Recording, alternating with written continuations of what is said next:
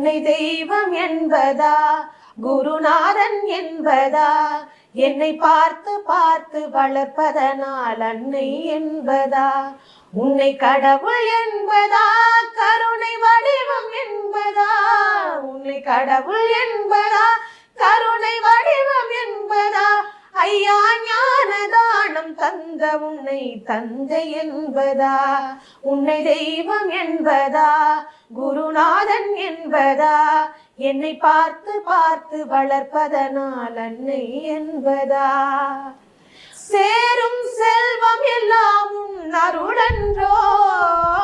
பாடும் பாடல் எல்லாம் உன் தயவன்றோ சேரும் செல்வம் எல்லாம் உன் அருளன்றோ